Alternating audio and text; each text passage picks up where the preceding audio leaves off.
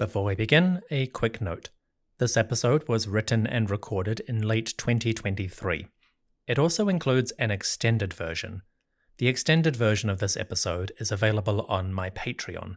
It includes extra information related to this tomb and the discovery. It's nothing essential, you can still understand the full story without it, but for those who are interested in the extra details and nitty-gritty, the extended version goes much deeper into the archaeological discussions and some of the questions surrounding this monument.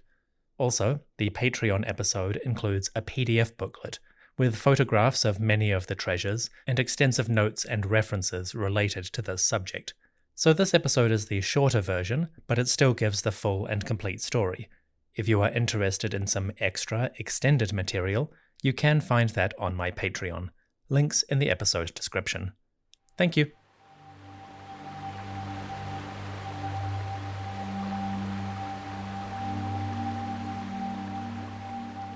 Hello, and welcome to a History of Egypt podcast mini-episode.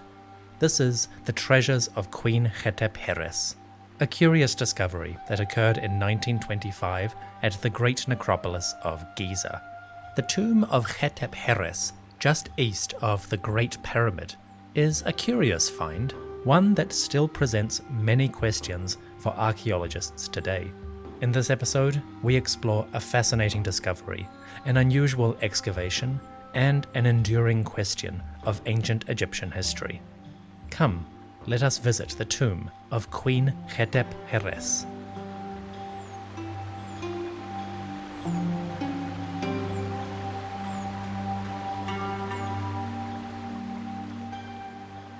Our story begins in 1925. Cairo, the capital of Egypt, was bustling. Tourism was on the rise, thanks to the discovery of King Tutankhamun and his undisturbed tomb in 1922. Wealthy travelers were flocking to Egypt from all over the world, and they went to visit the southern city, Luxor, to see the treasures of Tutankhamun as they emerged from his sepulchre. Egyptologists like Howard Carter had become household names, and the field, overall, was booming. There had been controversies, and we'll come back to those later as they are relevant, but overall, Egyptology and archaeology was enjoying more attention and renown than ever before. It was a good time to dig. As the tourists came to Cairo, many of them stopped to view the great monuments of the city. Naturally, most of those groups made the pilgrimage to Giza. Dominating Cairo's western horizon, the Giza Plateau was an easy draw. Its three enormous pyramids, commissioned by the kings Khufu, Khafra, and Menkaura respectively, lined the horizon. And around those pyramids, smaller structures, like the pyramids of queens and mastabas for royal officials, transformed the Giza Plateau into a vast cemetery, a true necropolis, a city of the dead. Compared to the Valley of the Kings, where unbelievable treasures were still emerging, Giza was a bit more reticent. Archaeologists had done important work over the past few decades, but the actual finds were largely pieces of art like beautiful statues, or more academic information. Scholars were rapidly expanding their knowledge of Giza and its necropolis, of Old Kingdom funerary architecture, and of the social and labor organization of the pyramid builders. Basically, Egyptologists and academics were having a field day, but for the tourists, there was a distinct lack of shiny, golden treasures. Little did they know, but as those tour groups wandered around the Great Pyramid, especially its eastern face, their footsteps passed over the top of wonderful things. Just next to the Khufu pyramids, great boat pits lay concealed beneath sand and stone, and those enormous boats would not emerge until the 1950s. And just east of the Great Pyramid, amid a tumble of smaller monuments, there were still magnificent treasures to find. This is where our story begins. On February the 9th, 1925, a Monday, an archaeological team was at work on the Giza Plateau. They were clearing sand and rubble and documenting the monuments east of the Great Pyramid. Here, there was still much work to be done. The Eastern Cemetery, quote-unquote, is dominated by smaller pyramids, the Queen's Pyramids of Khufu, mastabas for royal officials and priests from the 4th, 5th, and 6th dynasties, and the enormous temple and causeway of Khufu himself. The Eastern Cemetery is a busy area, even now. Archaeologists continue to work in this region, and they still make periodic discoveries. In 1925, it was particularly active, thanks to an ongoing excavation funded by Harvard University and the Boston Museum of Fine Arts. The excavation was officially led by a professor named George Andrew Reisner. He was not present at the time, being in America on a visit, but his assistants and the excavation team were still working. And amidst this hustle and bustle, a young man was taking photographs. A man named Muhammad Ibrahim, or Muhammad Ani in some reports, was the official expedition photographer for this excavation. Ibrahim had already documented many significant discoveries, and you might have seen his photos without realizing it. He was a skilled photographer with a knack for capturing the difficulties of excavation and the labor involved in archaeology. He was also skilled at conveying the larger contents of archaeological finds.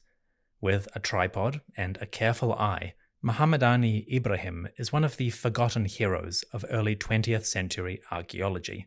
His photos are informative and beautiful.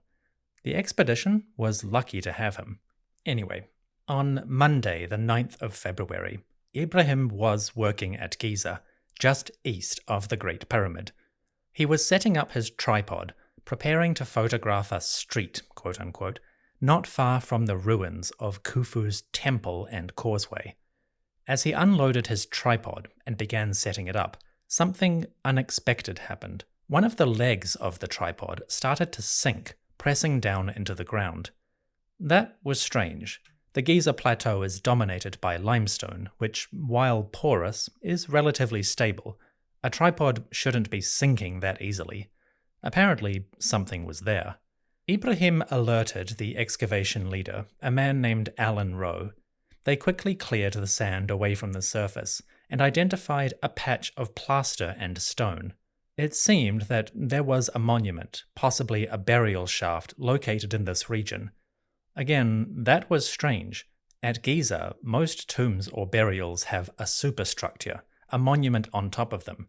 This is either a pyramid or a mastaba, a mud brick structure that lays on top of the tomb itself.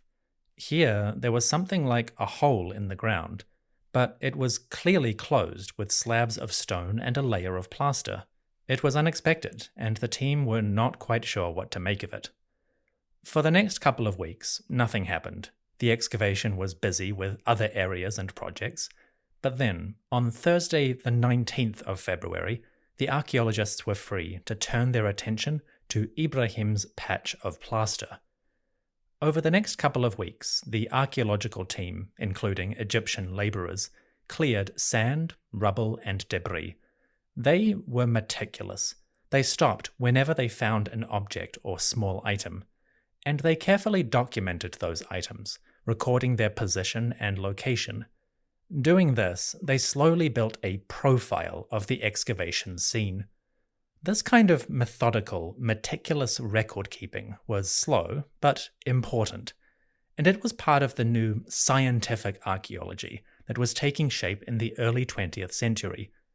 Compared to older generations, these new excavators were far more careful and attentive, recording everything they saw, in case it proved important later. It is a method still used today, and it took shape in this era. From February 19th to March the 7th, the team cleared the sand and rubble. As they dug, they started to uncover a curious monument. First, there was a staircase cut directly into the Giza Plateau. It headed south, and the steps descended for about 3.5 meters or 11 feet. They had been covered over with stones, but as the team removed them, they found this passage going down. Then the staircase suddenly switched to a short tunnel.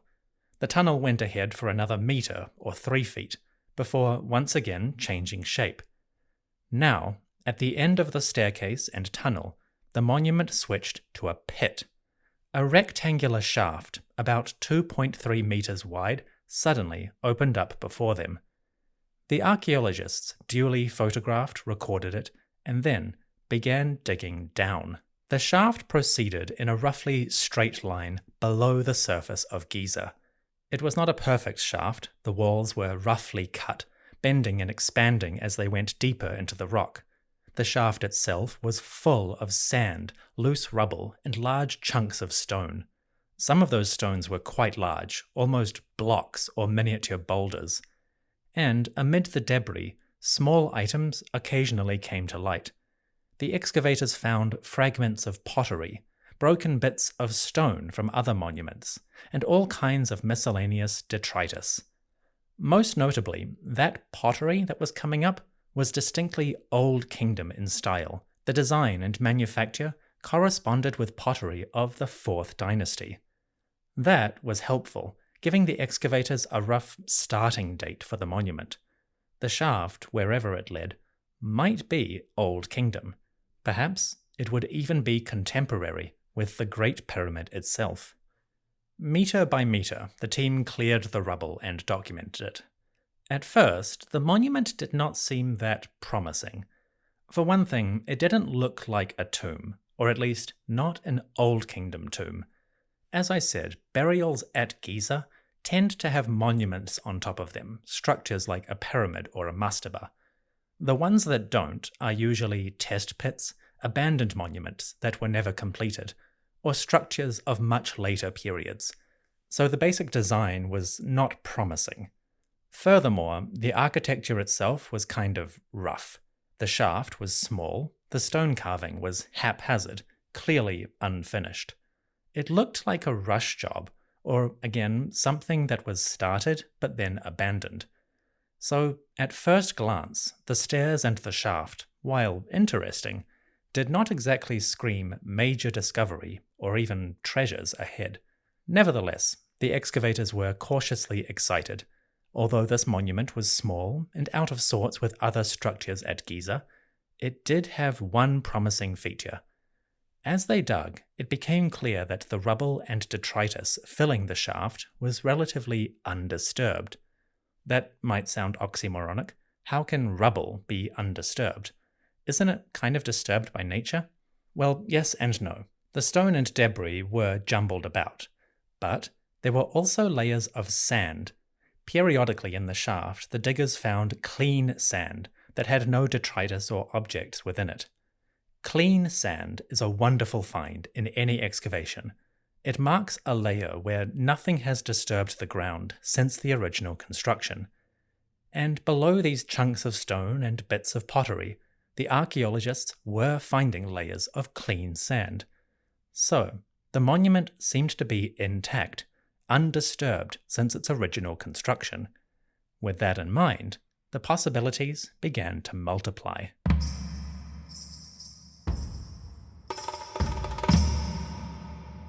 The dig continued, meter by meter, day by day.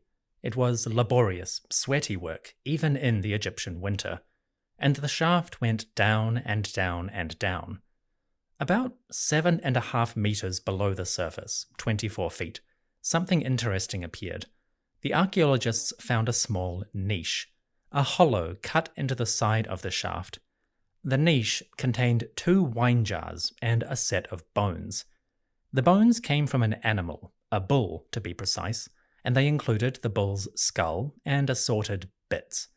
These items were carefully placed, they were not debris or rubbish, and the bones and wine appeared to be a meal. That was an interesting find. The ancient Egyptians tended to leave food and drink carefully arranged in or near to tombs. They seem to be the remains of offerings or maybe banquets held during the funeral, items that could commemorate and nourish the soul of the deceased. The presence of these wine jars and the bull, an expensive animal, suggested that the find was, indeed, a tomb of some sort. Again, that was a little bit unexpected. So far, the objects found indicated an Old Kingdom date, roughly 4th dynasty. But as I said, most of the Old Kingdom tombs at Giza are part of mastabas or pyramids, so a shaft cut into the rock seemed out of sync with the other monuments in the region. With that in mind, the team was cautious. The find was increasingly looking like a burial of some sort, but they were going to have to wait and see. As it turned out, the team was right to be cautious. For more than 3 weeks, the team cleared and documented the shaft. The hole, or square pit, went down and down and down into the plateau. Finally, though, the team approached the end of their dig. Some 25 meters below the surface, about 82 feet down, the team started to encounter stone blocks. These were not the random bits and rubble they'd encountered so far. These blocks were neatly arranged in order. Someone had laid them carefully, filling the passage with a solid blocking of stone. That was exciting. It suggested that whatever lay at the bottom was important enough to seal away and protect. Now, more than ever, a tomb seemed likely, and apparently this tomb was undisturbed.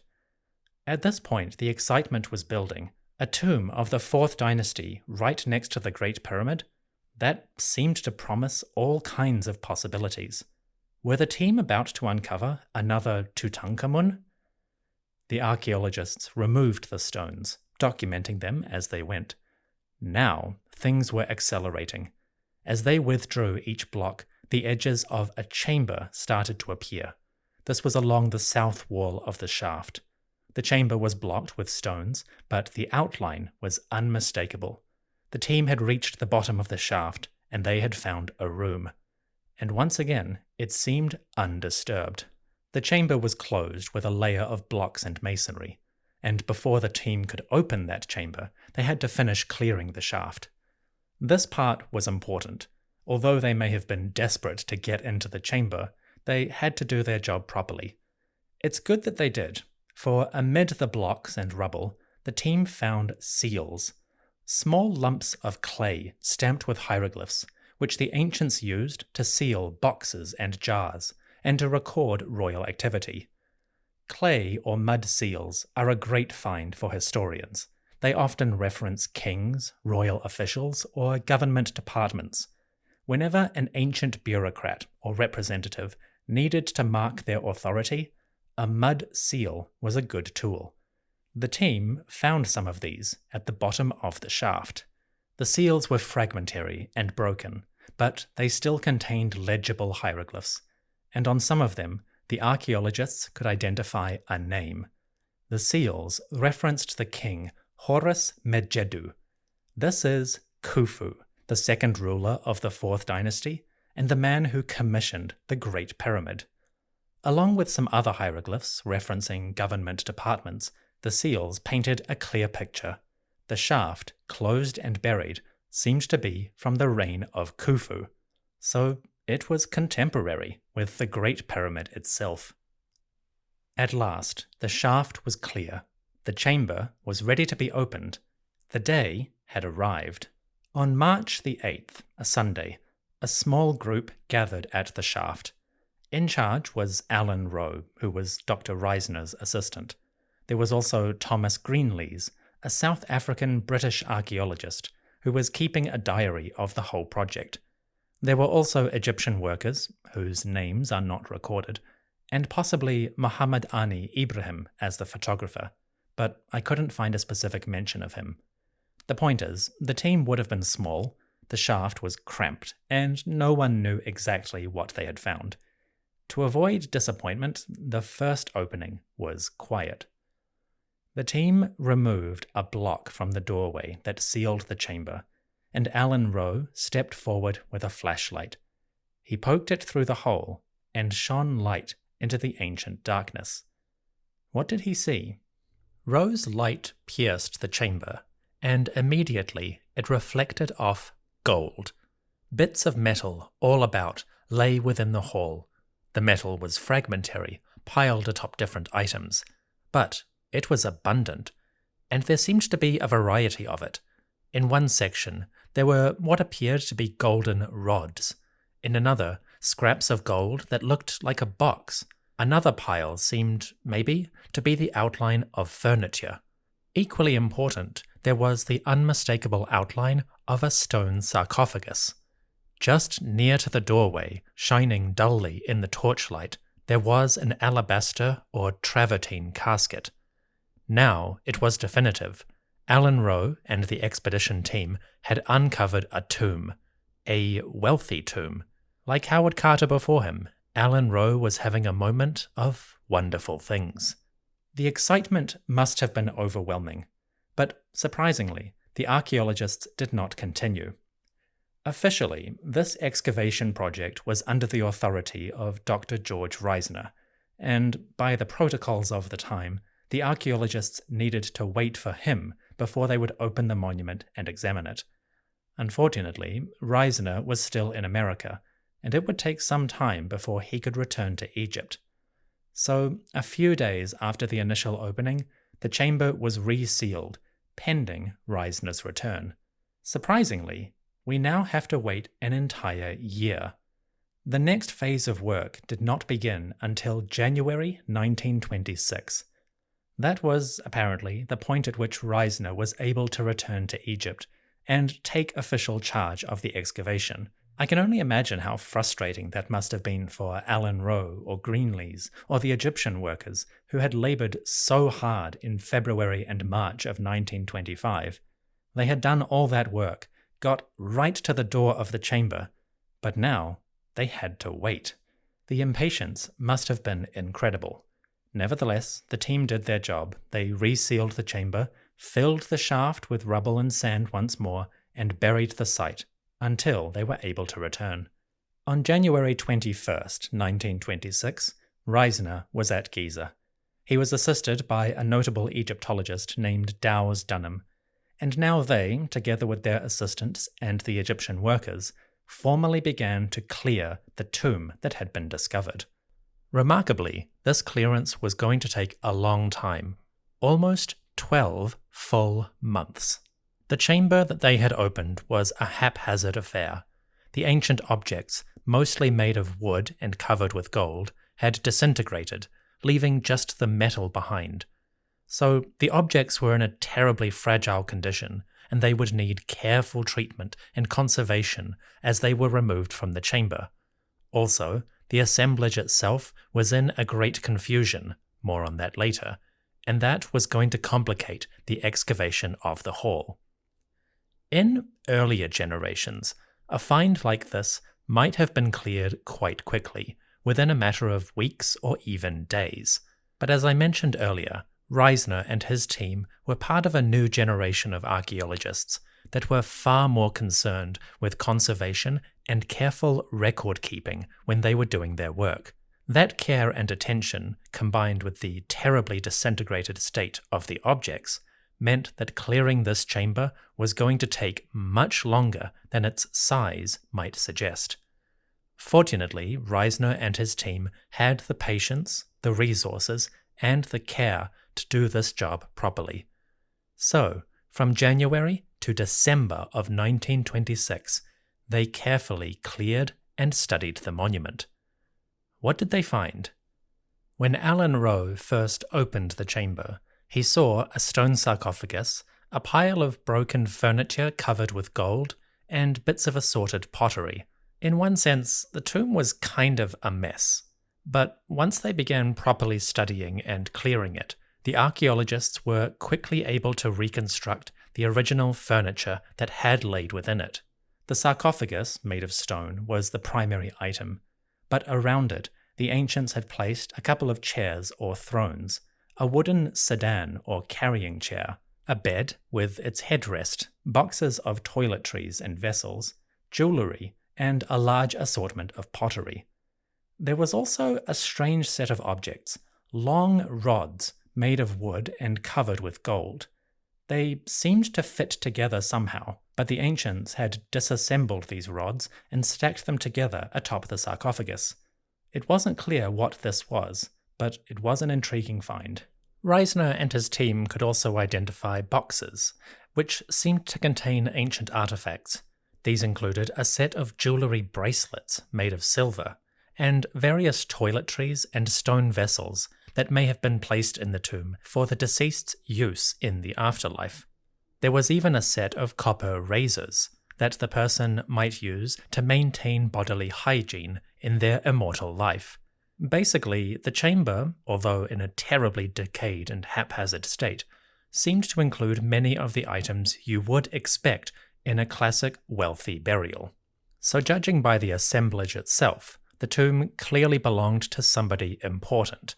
That was also reinforced by the location of this tomb. The chamber and shaft were located very close to the Great Pyramid of Khufu, and since the objects found within this tomb conformed to a 4th dynasty date, that suggested that whoever lay within this chamber, they had been buried here with the approval of the king himself.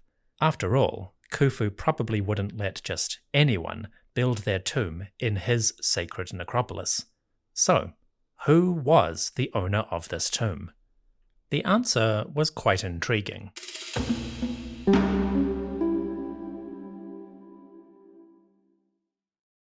Throughout 1926, the archaeological team carefully removed the fragments of furniture and small objects that lay within the chamber. As they did so, and as they began the laborious process of restoration, they were gradually able to identify the owner of the tomb itself. Apparently, the chamber belonged to a woman named Hetep-Heres. Hetep-Heres was a member of the royal family in the early 4th dynasty, around the time of King Khufu and his father, King Seneferu. Roughly speaking, she probably lived around 2630 BCE up to maybe 2580. We can't say for sure, more on that later, but that's a likely period for her life.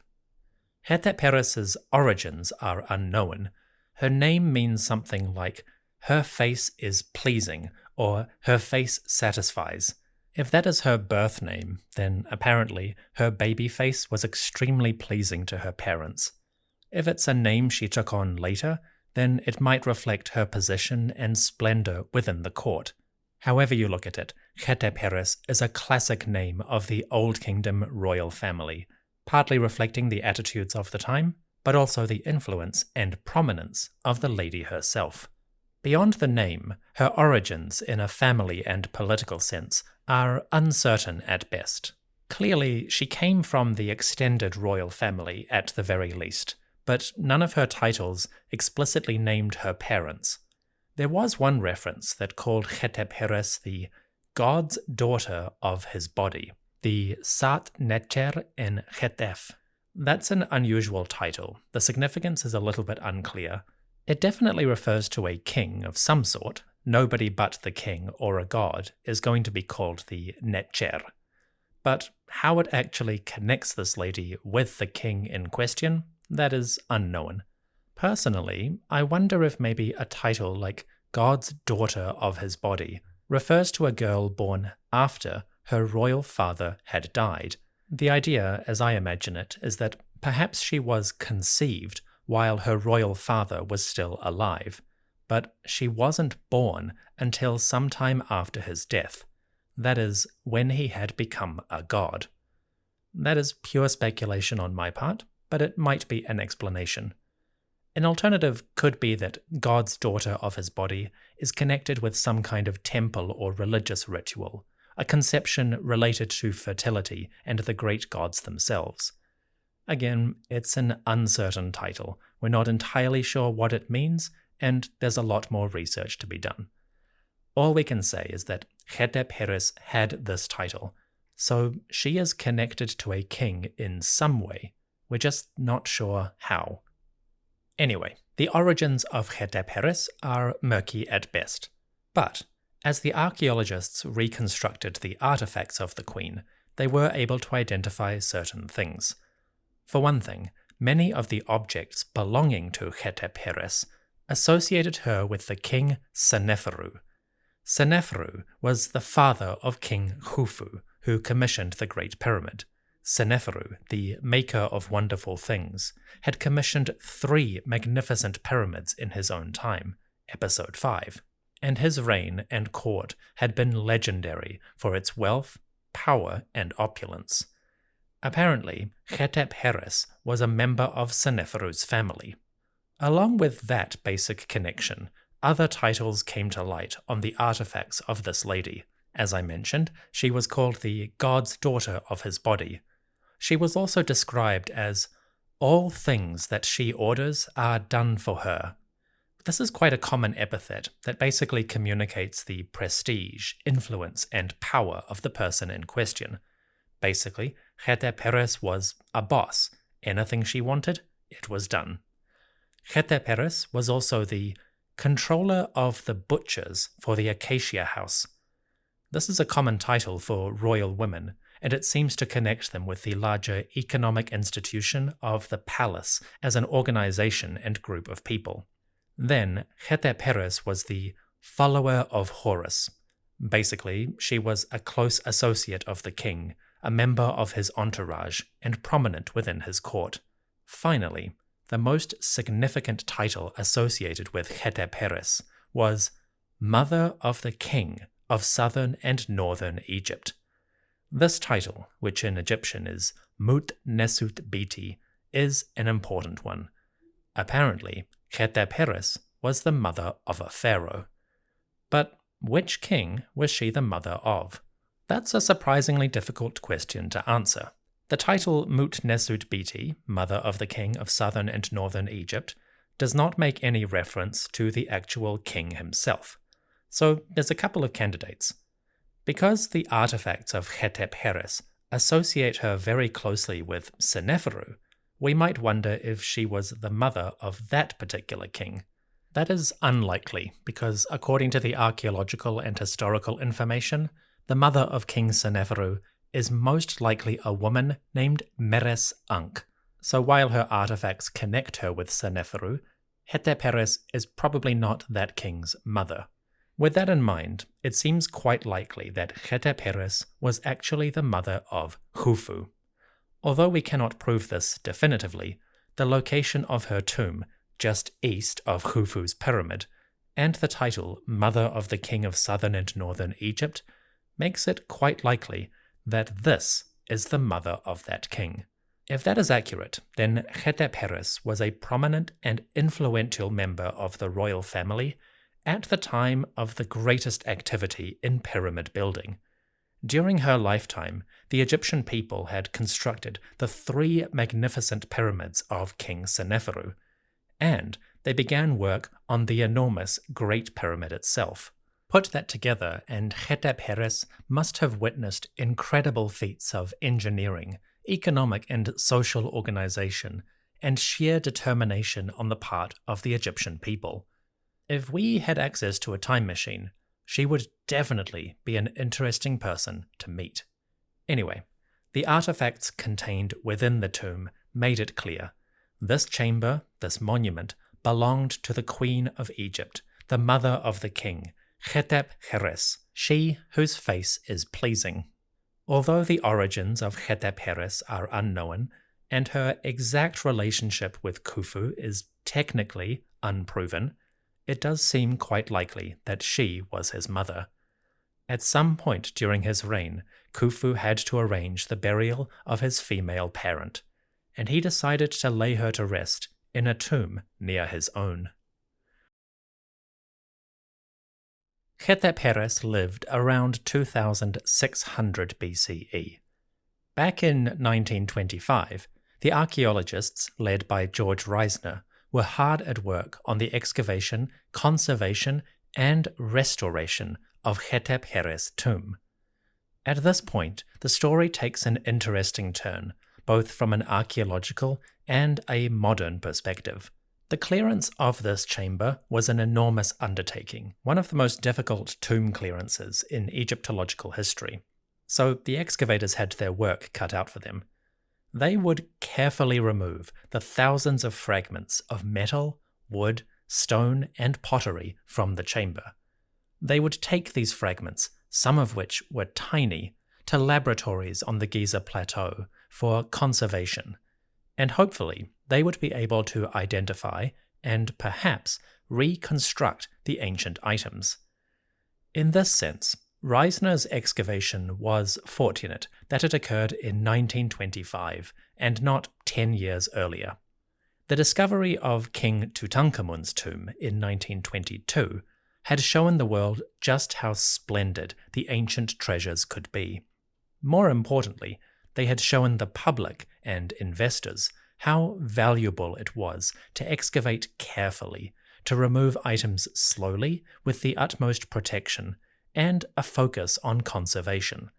Compared to earlier generations, Reisner and his team could more readily convince their backers that care and conservation would pay good dividends.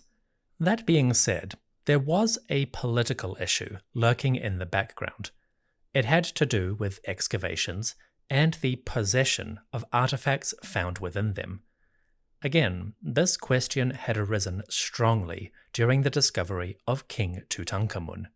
When Howard Carter and his wealthy backer, Lord Carnarvon, had uncovered that tomb, there had been some expectation on their part that the treasures and objects might be divided between the archaeologists and the Egyptian government. Ideally, for the foreigners, some objects would become Lord Carnarvon's personal property, to display or dispense as he wished. In the event, though, the Egyptian government and Antiquities Service stepped forward to ensure, in no uncertain terms, that division would not happen.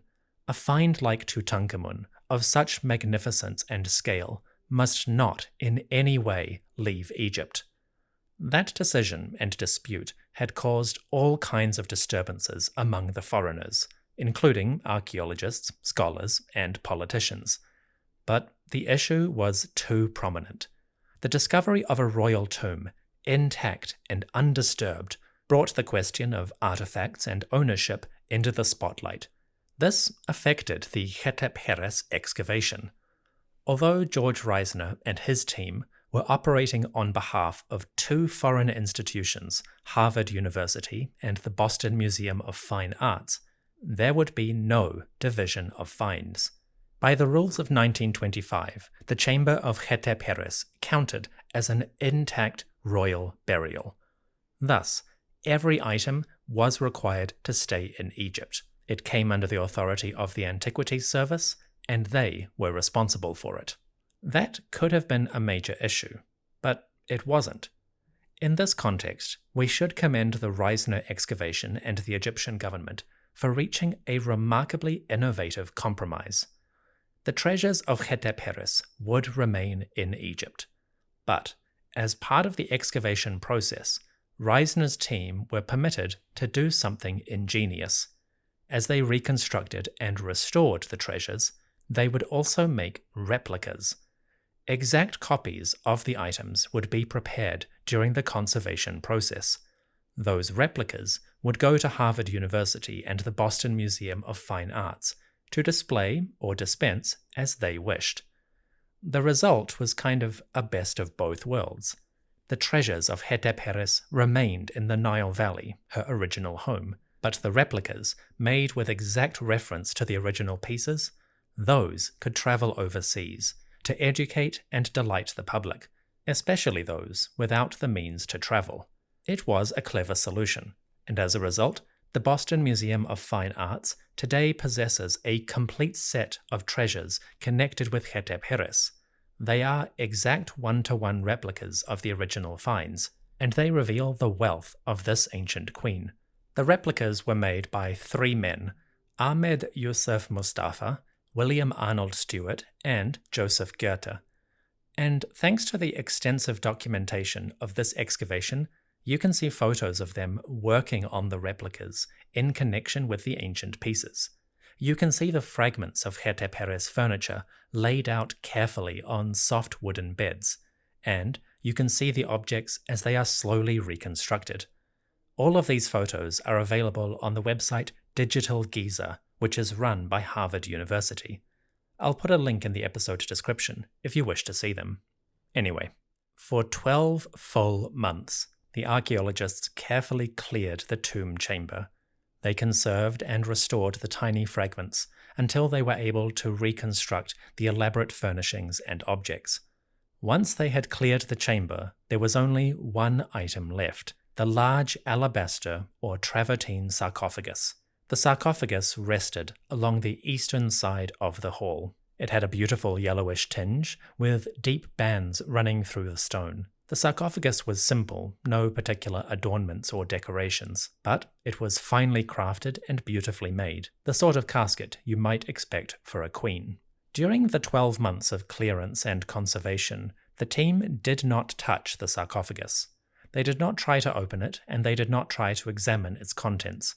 As a result, it wasn't until 1927 that Reisner and his associates finally looked within. On March the 3rd, a small crowd gathered within the tomb. This included Reisner and his assistants like Alan Rowe and Greenlees. It also included the leaders of the Egyptian workers. They are not named specifically in the report of the opening, but they probably included Mahmoud Ahmed Said, who was the foreman or overseer of the Egyptian workers at the time. The assembly also included some government bigwigs, whom Reisner had invited for this special occasion. The small group gathered around the sarcophagus. The workers carefully inserted tools between the lid and the base in order to prise it free from the container and slowly lift it off. They did this work, and as they removed the lid, the team excitedly gathered to peer within the casket. What they saw was nothing. The sarcophagus was empty. It was entirely devoid of any objects or even scraps of material that might indicate the presence of a body. As you can imagine, this was crushingly disappointing, and in the report, the team is described as withdrawing silently from the tomb, as if almost embarrassed by the disappointment of the day. The presence of an empty sarcophagus immediately raised serious questions. The rest of the tomb contained all the furnishings you might expect from a proper, wealthy burial, and yet, when it came to the body itself, there was nothing there. This was a confusing question, and I'll come back to it in just a moment. Following the disappointment of opening the sarcophagus, Reisner arranged its removal. On April 18th, a team of workers constructed a tripod above the shaft of Hetepheres' tomb. Then, using wooden rollers and ropes, they carefully dragged the sarcophagus out of its chamber and then lifted it up the shaft. In a sense, the Egyptian workers now reversed the work that their ancestors had done some 4,000 years earlier. The sarcophagus was taken to the old museum in Cairo, near Tahrir Square. Today, it has been moved to the Grand Egyptian Museum, where it will undergo conservation and then be placed on display with the rest of Hetepheres' treasures. Surprisingly, the removal of this sarcophagus was not the final point in the excavation. During their excavations, archaeologists had identified a section of the wall, on the western side of the chamber, that seemed to be an alcove or niche. This was an area that the ancient builders had cut into the rock, and then blocked with a collection of stones and plaster. Alcoves or niches are extremely common in Egyptian tombs, and they tend to contain smaller chambers or goods used for the burial. On May 21st, 1927, Reisner and his team removed the blocking of this alcove. What they found was even more curious. Within the alcove, there was a small alabaster box. It was square-shaped and divided into 4 compartments. This box was the canopic chest, a chest designed to hold the organs or viscera of the deceased person. The canopic chest itself was made of the same stone and had the same design and craftsmanship of the great sarcophagus. They were clearly made together as furnishings for this tomb, and yet, while the sarcophagus was empty, the canopic chest was still in the chamber. This was even more unusual. On May 23, 1927, the archaeologists removed the canopic chest, following its study, recording, and conservation. At this point, the tomb of Hetepheres was closed and sealed for good. To the best of my knowledge, it has never been reopened or re-examined. At this point, the story of the excavation came to its end, but there were many questions left unanswered. Why had this chamber been constructed just east of the Great Pyramid? Why had it been filled with all kinds of funerary items, including a complete suite of furniture and high-quality objects for the Queen Hetep-Heres? And most importantly, why was all of this here when there was no body within the casket? At this point, our story turns from a straightforward tale of archaeology and excavation to a proper case of detective work and crime scene investigation. It's a crime with no body, but that in itself is part of the mystery. So, what is the deal with the chamber of Hetep-Heres? Why is it here? And where is her body?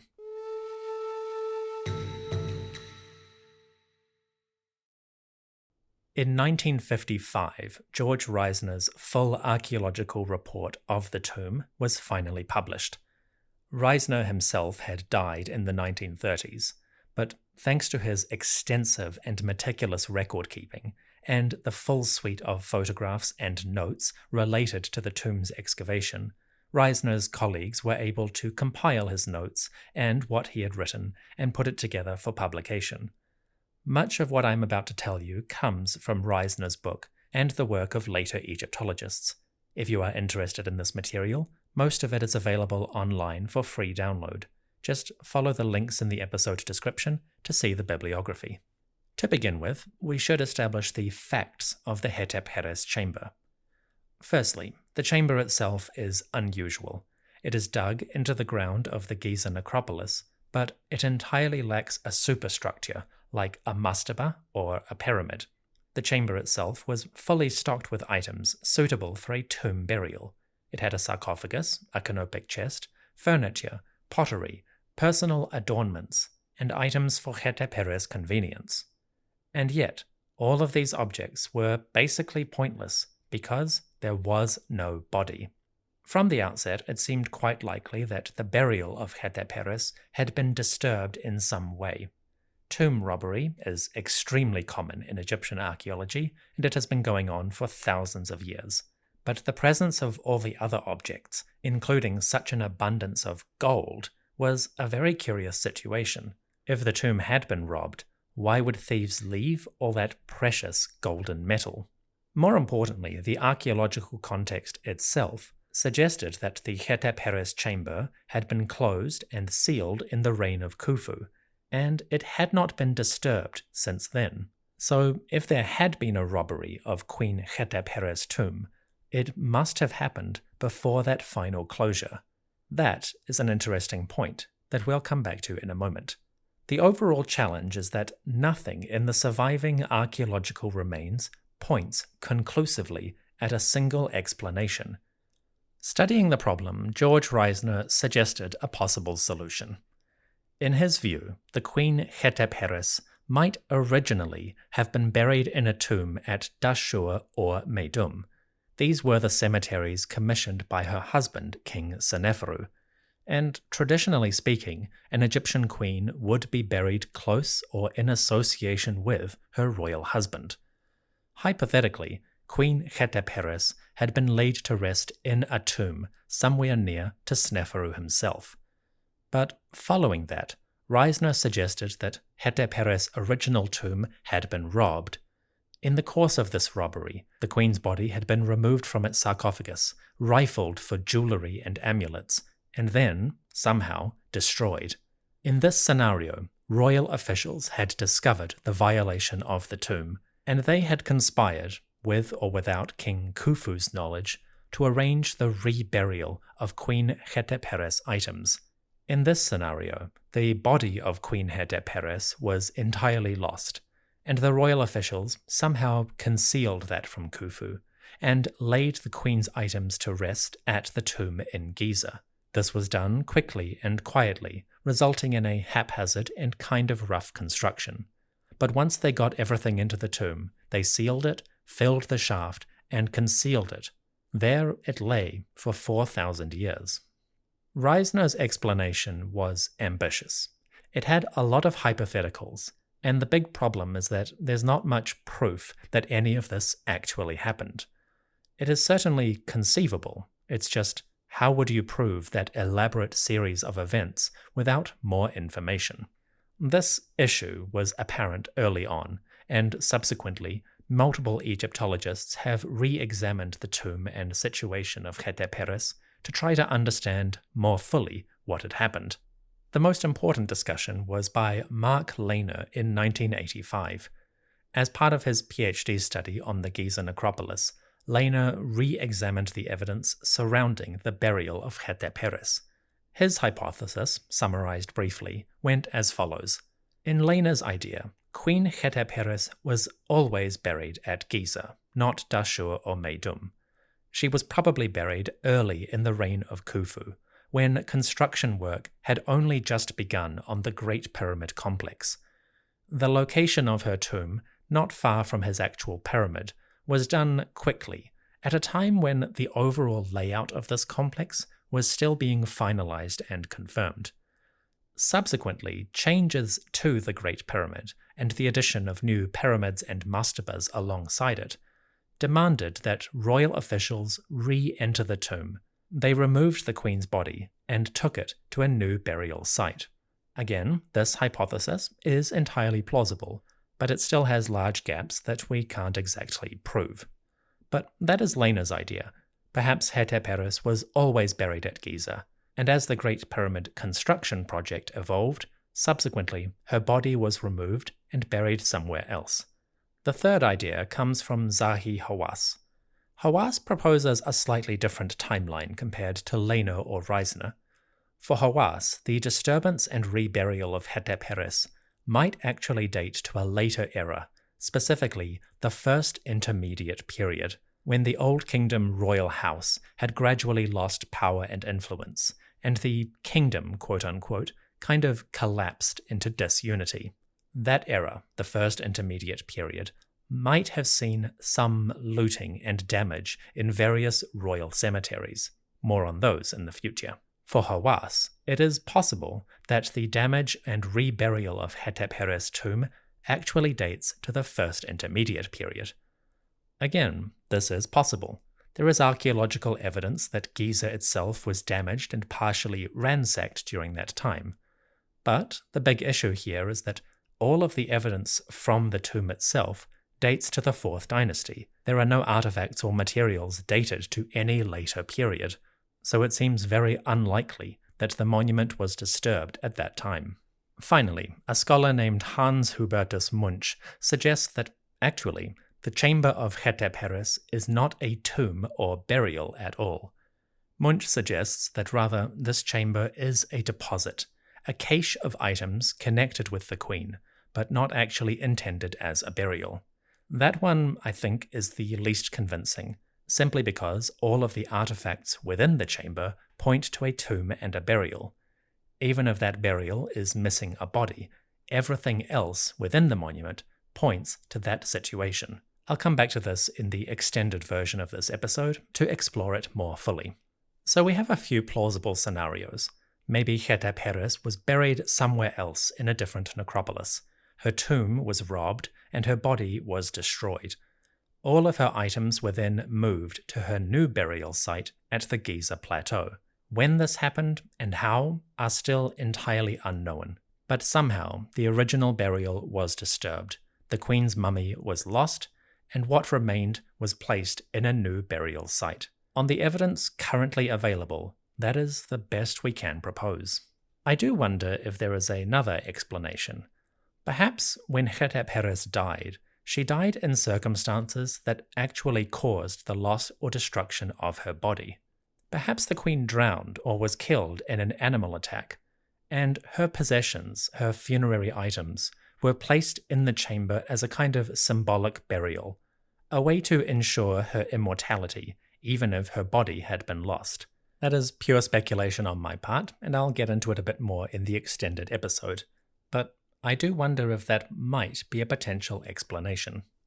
Bringing it all together, the tomb of Hetepheres is a genuine archaeological mystery. A crime scene with no specific evidence for a crime, and yet such an unusual situation of artifacts and furnishings that we can't help but wonder if something went terribly, terribly wrong. Whatever happened exactly, this monument just east of the Great Pyramid is one of the more intriguing in the Giza plateau. Compared to her contemporaries, who enjoyed magnificent pyramids and decorated mastaba tombs, the Queen Hetep-Heres, likely the mother of Khufu himself, went to her rest in a small, undecorated chamber beneath the Giza plateau. Her tomb contained an abundance of high-quality, expensive objects, including items she could use in daily life and in eternity. And yet, for all that wealth and care in the preparation of this tomb, one thing was missing. The queen herself is gone. We do not know where her body lies, and we don't even know if it survives. In 2023, the chamber of Hetepheres remains as mysterious as it did in 1925. Perhaps future excavations will give us more answers, or future scholarship in the archives and records of Reisner's excavation may furnish some explanations. For now, the best we can say is that for all her wealth, for all her splendor, Hetepheres' afterlife is a question mark at best. Hopefully, her soul made its way to the western horizon, to the kingdom of the great gods, and while her body might be missing, hopefully she lies in peace somewhere. Today, the treasures of Hetepheres are beautifully preserved, both in the Cairo Museum and in exact replicas in the Boston Museum of Fine Arts. Whether you are in Egypt or Boston, they are well worth a visit, and they provide a beautiful picture of the wealth and comforts of an ancient Egyptian queen. For now, this is all we can say about the life, death, and afterlife of Queen Hetep-Heres, she whose face is pleasing, a mother of great pyramids.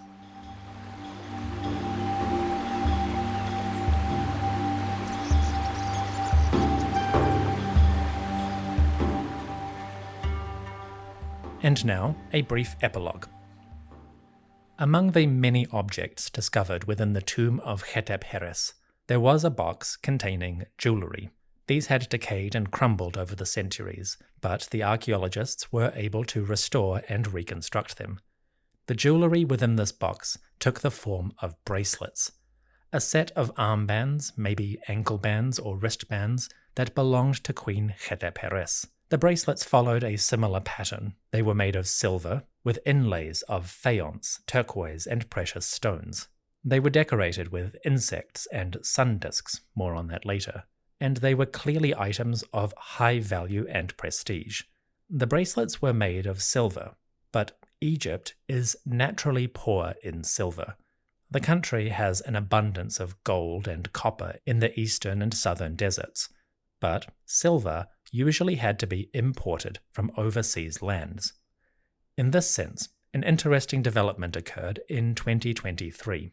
Scientists from Macquarie University in Sydney, Australia, gained permission to re-examine the bracelets of Queen Hetep-Heres.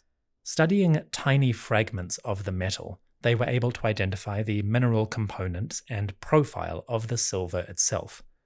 Most notably, isotopic analysis of the silver suggested that it was originally mined in a land far away from Egypt. The silver in these bracelets most closely matched silver that comes from the Cyclades, that is, the region of the Aegean Islands near modern-day Greece.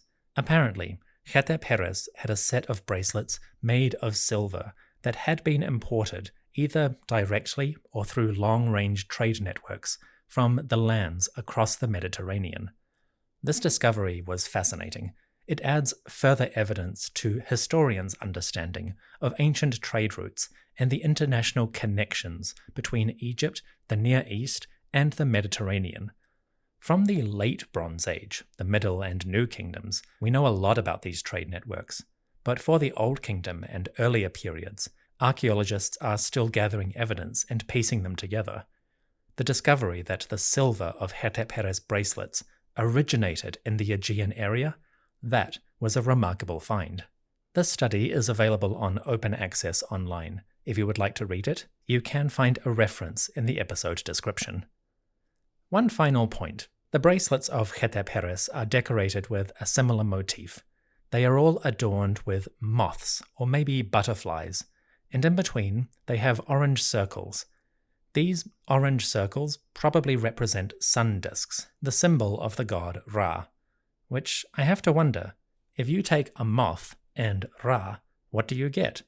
Well, apparently, Hetepheres was an early fan of the kaiju Mothra. All hail our insect queen. This brings us to the end of the story of Queen Hetep-Heres. If you would like to hear the extended version, that is available on patreon.com/Egypt podcast. If you would like to see the treasures of Hetep-Heres themselves, you can find them online. I will include links in the episode description to the Boston Museum of Fine Arts and websites where you can see these treasures for yourself. Additionally, I highly recommend the website Digital Giza. This website is run by Harvard University, and they have compiled all of the archaeological records, including notes, photographs, maps and diagrams, and all kinds of information about excavations and archaeological work at the Giza Plateau. The archive stretches back more than 100 years, and if you are interested in the monuments of this sacred necropolis, the website Digital Giza should be your first stop. Once again, I will put the links in the episode description if you would like to learn more. The History of Egypt podcast is supported by you, the listeners. In particular, I want to extend special thanks to the priests, my top-tier backers on patreon.com. The priests are responsible for maintaining the cult of the great gods, and they oversee the burials, like the burial of Queen Hetep-Heres. It is thanks to their devotion and their extreme generosity that I am able to put as much time and effort as I do into the podcast and its research. I would like to thank Linda, Terry, TJ, Yola, Mycost, Andy and Chelsea, Evan, Kyla, Nidin, Ashley, and Veronica. These fine folks formed the priesthood in December of 2023. Folks, you are all too kind, and I am forever in your debt.